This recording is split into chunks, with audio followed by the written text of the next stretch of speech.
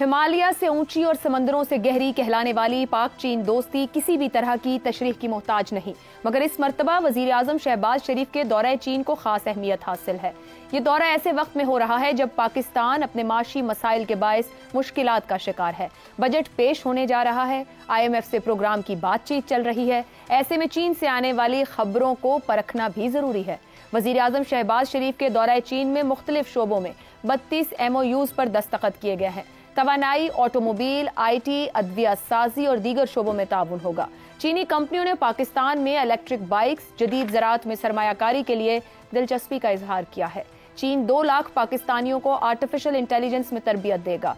वजीर आजम ने Huawei headquarter का भी दौरा किया। उन्होंने हुआवे को पाकिस्तान में सरमायाकारी की दावत दी है। हुआवे पाकिस्तान में सेफ सिटीज के क़याम, गवर्नेंस और मईशत की डिजिटाइजेशन में भी भरपूर ताउन फराहम करेगा। वजीर आजम ने हुआवे को पाकिस्तान के मुख्तलिफ शहरों, बिलखुसूस ऐसे शहर जिनमें CPEC मंसूबों पर काम जारी है, उनमें तरजीही बुनियादों पर सेफ सिटी मंसूबे कायम करने की दावत दी है।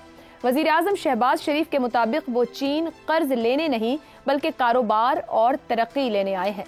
वजीर आजम ने यह बात करके पाकिस्तानियों की सोच की अक्कासी ही की है, क्योंकि खारिजा उमूर की ज्यादा बारीकियों को भी न समझने वाला एक पाकिस्तानी भी ये यकीन रखता है कि मुख्तलिफ तरह के मफादात पर मबनी आज के बैनुल अक़वामी ताल्लुकात में ये चीन ही है जो पाकिस्तान के साथ हर मुश्किल में खड़ा होता है। ऐसे में शहबाज शरीफ की तरफ से कर्ज नहीं बल्कि कारोबार लेने वाली बात करके क्या आम पाकिस्तानी ये उम्मीद बांध सकता है कि चीनी सरमायाकारी से पाकिस्तान माशी मसाइल से ही नहीं निकलेगा बल्कि तरक्की की राह पर भी गामजन हो जाएगा? ये दौरा, इससे तवक्कुआत, इसी पर पैनल के सामने सवाल रखेंगे इस तरह से। कर्ज नहीं, कारोबार और तरक्की के लिए आए हैं शहबाज शरीफ। पाकिस्तान के माशी मसाइल, चीन के साथ सरमायाकारी और ताउन के मुआहदे, क्या मुस्बत उम्मीदें रखी जा सकती हैं? ज़ैगम साहब। मुस्बत उम्मीदें तो रखनी चाहिए और ये उन्होंने बिल्कुल ठीक कहा और बहुत अच्छा कहा और अल्लाह करे वो इस पे अमल दरामद भी करें। अगरचे कम अज कम चीन के कर्ज तो हमें रिशेड्यूल कराने पड़ेंगे और रिशेड्यूल कराने के लिए भी कुछ कर्ज लेना पड़ेगा। लेकिन जो असल जो उम्मीद है जो CPEC की, जब CPEC लाया गया था वो CPEC के दूसरे पार्ट में थी कि इंफ्रास्ट्रक्चर पहले बनेगा, उसके लिए तो उधार लेना था।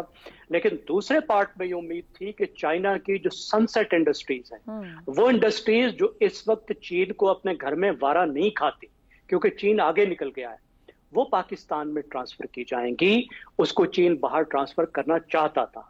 अब इस दौरान में पाकिस्तान में ऐसे हालात हुए कि चीन की बहुत सी सनसेट इंडस्ट्री दूसरे मुल्कों में चली गई है, लेकिन जो बची है उसको लाने की कोशिश करनी है। हमें वो सरमायाकारी चाहिए जो हमें डॉलर में आमदनी दे, जो हमारे डॉलर बचाए और डॉलर लेकर आए। ना हमें वो उधार चाहिए जो हम अदा ना कर सकें, अब उधार अदा करने की कैपेसिटी खत्म हो चुकी। ना हमें वो इन्वेस्टमेंट चाहिए जिसको रुपए में कन्वर्ट करके हमें डॉलर में वापस देना पड़े।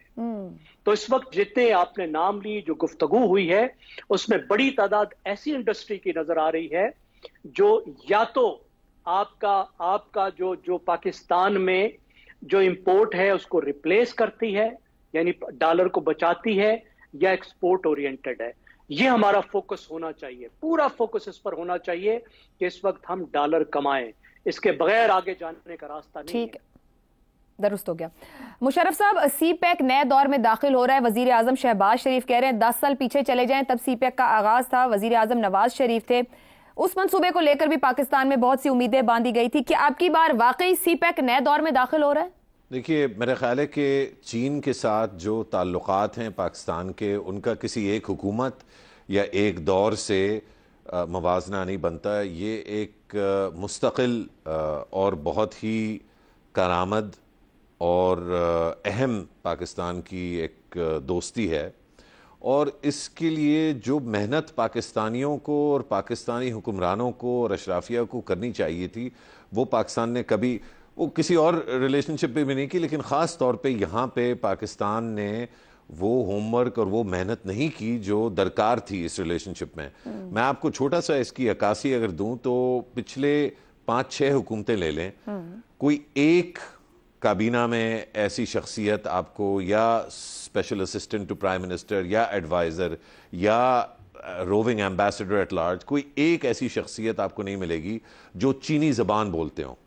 पूरी की पूरी, और ये काबीना छोटी नहीं, 60-60, 70-70 लोगों पर मुश्तमिल, 5 साल के अंदर 2-2, 3-3 काबीनाएं आप पिछले 15 साल 20 साल में देख लें, एक आपको चीनी जुबान बोलने वाला नहीं मिलेगा। अच्छा चले, चीनी जुबान तो अलग हो गया, पूरी हुकूमत पाकिस्तान में आप 20वें ग्रेड से ऊपर अगर आप देखें तो फॉरेन ऑफिस में एक गिनती के कुछ लोग हैं जो चीनी जुबान बोल सकते हैं, लेकिन चीन के हिस्टोरियन, चीन की मईशत पर एक्सपर्टीज, चीन की जो स्पेशल जोन्स हैं उन पर एक्सपर्टीज हुकूमत के अंदर की बात हो रही है, हुकूमत के अंदर आपको नहीं मिलती। हुकूमत के बाहर अगर आप बात करें तो निजी इदारों में आपको जरूर कुछ मिल जाया करते हैं, लेकिन बेशतर आपको सरकारी इदारों में, चाहे वो हुकूमत के अंदर हो या दीगर यूनिवर्सिटीज में, थिंक टैंक्स में, आपको चीनी एक्सपर्ट्स जो है वो, और ये मैं आज की नहीं 10-15 साल आप बल्कि पीछे मुशर्रफ के दौर तक चले जाए। अच्छा, अब इसमें मसला क्या है? मसला ये कि चीन जो है वो एक इंतहाई मुख्तलिफ मुल्क है, उसकी सकाफत हमसे बहुत मुख्तलिफ है,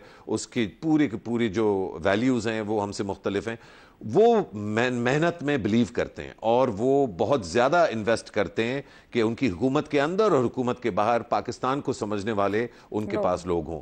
जब आप एक इतनी अहम रिलेशनशिप ब्लाइंडली जो है वो आप जो है मैनेज कर रहे हो, जहां बुनियादी चीजें आपको अपने पार्टनर के बारे में ना पता हो, तो आप एक के बाद दूसरे के बाद तीसरे आप ये दौरे करते जाएंगे और वही दोहराते जाएंगे। बाय द वे, जो शहबाज शरीफ इस वक्त कह रहे हैं वो नवाज शरीफ 2015 में कह रहे थे, वो शाहिद खाकान अब्बासी 2017 में कह रहे थे, वो इमरान खान 2018, 19, 20, 21, 22 में कह रहे थे, वो शहबाज शरीफ 2022, 2023 में कह रहे थे। तो कोई इसमें नई चीज नहीं है। दुरुस्त हो गया, दुरुस्त हो गया जी। एक ब्रेक पे जाते हैं तो शहजाद साहब और इफ्तिखार साहब का नुक्ता नजर आपके सामने रखेंगे। ब्रेक के बाद आपको फिर खुशामदीद कहेंगे। शहजाद साहब, जैसे जहां बात रुकी ब्रेक से पहले इमरान खान चीनी मॉडल की बात कर रहे थे, अब शहबाज शरीफ साहब चीनी तजर्बे से सीखने की बात कर रहे हैं। क्या हम सीखने को तैयार हैं? साबका और मौजूदा हुक्मरानों को मालूम है चीन का सियासी माशी निजाम क्या है, उम्मीद कहां तक और कितनी रखी जाए? देखिए, मुस्बत उम्मीदें और नेक ख्वाहिशात तो बड़े ज़रूर होनी चाहिए और हर वक्त होनी चाहिए, तो इसलिए जब भी इसका इजहार किया जाए इसको वेलकम ही किया जाना चाहिए, क्योंकि कम से कम उम्मीद तो अच्छी है ना। लेकिन मसला यूं है कि इसका जो ताल्लुक है उसका ज़मीनी हकायक से ज़्यादा ताल्लुक होता है, और ज़मीनी हकायक ये हैं कि हमें चीन ने सीपेक के कॉन्टेक्स्ट में को 62 अरब डॉलर का हमारे साथ एक अंडरस्टैंडिंग है कि इतना खर्च चीन करेगा पाकिस्तान के साथ मिलके सीपेक के मामले में। अभी तक हम उसमें से सिर्फ 28 अरब डॉलर इस्तेमाल कर चुके। तो ये सिर्फ देने वाले की बात नहीं है, प्रोजेक्ट के अंदर इन्वेस्ट करने वाले का काम नहीं है। प्रोजेक्ट की फिजिबिलिटी और उसको एनेबल करना, जमीन पे बुनियाद बना के उसको खड़ा करना, ये जो रिसीविंग नेशन है, जो हम लोग हैं, हमारा काम था, हम वो काम नहीं कर पाए। एक चीज उसमें ले लीजिए, हमारा काम है स्पेशल इकोनॉमिक जोन्स के अंदर बिजली, पानी और गैस, ये 3 चीजें प्रोवाइड करना। आपको ये पता है कि बिजली की जो खपत है आपके यहाँ, ये 12% सालाना कम हो रही है। यानी ज्यादा बढ़ने की बजाय स्पेशल इकोनॉमिक जोन्स बनेंगी, प्लाना होगा, आप पावर प्लांट पे ऊपर पावर प्लांट लगाए जा रहे हैं। आपके यहाँ 50,000 मेगावाट की इस वक्त आपकी कैपेसिटी है जो आप निकाल सकते हैं, लेकिन आपके पास जो डिलीवरी तरसील का निज़ाम है वो 20-22 हज़ार से ज्यादा का नहीं है, उससे ज्यादा ये ओवरहीट हो जाता है, खत्म हो जाता है, खराब हो जाता है। तो जब आपने ये बिजली पहुंचानी है स्पेशल इकोनॉमिक जोन्स को, अगर पहुंचानी है, अगर वहां पहुंचानी है, तो फिर उसका कोई बंदोबस्त कर लीजिए पहले जमीन के ऊपर। Very true. अब वो देखिए, उन्होंने तो 62 अरब का वादा कर लिया आपसे, कहा कि हम इस हद तक करेंगे, आपने इस्तेमाल उसमें से 21 अरब के सिर्फ और सिर्फ बिजली के प्लांट हैं, जो जगम साहब कह रहे थे ना कि वो जो पुराने फरसुदा प्लांट थे वो यहाँ पे लाके लगा दिए। वो 21 अरब के वो प्लांट हैं जो आपके बिजली पैदा कर रहे हैं, 50,000 उसके ऊपर कैपेसिटी पेमेंट आप कर रहे हैं। तो कहने का मतलब है कि आप भी तो कुछ काम कीजिए ना, सिर्फ मुस्बत ख्वाहिशात और नेक उम्मीदें रखने से तो कुछ मामला नहीं बनेगा। हमारे अपने फेलियर्स अपने हैं, हमें कैपेबिलिटी कैपेसिटी इस्तेमाल करने की नहीं करते, हम जो काम डिटेल में करना चाहिए, मुकम्मल करना चाहिए, वो हम नहीं कर पाते, इसलिए हम सफर करते रहते हैं और सिर्फ नेक ख्वाहिशात का इजहार करते रहते हैं। इफ्तिखार साहब, नेक ख्वाहिशात तो रखनी भी चाहिए और उम्मीदें भी रखनी चाहिए। वज़ीर आज़म साहब ने कहा हम कर्ज नहीं, कारोबार और तरक्की के लिए आए। क्या उसको यूटिलाइज करने की कैपेबिलिटी और कैपेसिटी रखते हैं? जो कुछ मिलेगा या हम इंश्योर करेंगे कि जो आप देंगे वो हम इन्वेस्ट करके आपको प्रॉफिट ला के देंगे? सीपैक असल में दो मरलों पे मुश्तमिल था, 2 हिस्से थे इसके। पहला मरला जो था वो तवानाई और मवासलाती निज़ाम को बेहतर करना था, यहाँ से फाइबर ऑप्टिक बिछानी थी। फिर था सनतें और टेक्नोलॉजी पे काम करना था। एक हुकूमत ऐसी आई कि उसने सी पैक के जो मंसूबे थे उन पे शक का इजहार करना शुरू कर दिया। नतीजा हुआ कि ये काम मुतासर हुआ। अब जो ये बात हो रही है इसमें 9 शानदार इकनॉमिक जोन की मौजूदगी का जो तज़किरा असर 9 हुआ है, ये एक पॉजिटिव चीज़ है और हम इसको कह सकते हैं कि ये सी पैक फ़ेज़ 2 का आगाज़ है। अब मसला ये है कि जब तक वो सड़क मुकम्मल नहीं होती, आपको चाइना से सुस्त तक आना है माल को लेके, फिर सुस्त से आपको लेके आना है हवेलियाँ तक। ये सड़क जब मुकम्मल होगी तो एक चीज़ तो इम्पॉर्टेंट ये है, इसके साथ ही इकनॉमिक जोन बनेंगे जिसका अब उम्मीद की जा सकती है कि बनेंगे। हमें नौकरियाँ चाहिए, हमें ऐसी सनतें चाहिए यहाँ पे हमें नौकरी मिल सके। और एक दोस्त ने कहा कि हमें डॉलर कमाने हैं, तो डॉलर हम तब कमा सकते हैं जब हम सनतें लगा लें।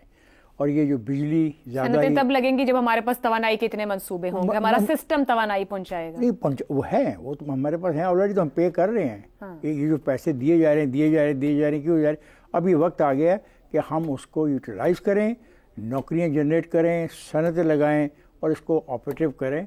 और ये बात बिल्कुल ठीक है कि हम सारी उम्र उधार पे या भीख पे या मदद पे तो नहीं चल सकते ना, बराबर की सतह पे काम करना चाहिए। हमारी मैन पावर उन्हें ज़रूरत है क्योंकि ये सस्ती मैन पावर है, हम इसको इस्तेमाल कर सकते हैं।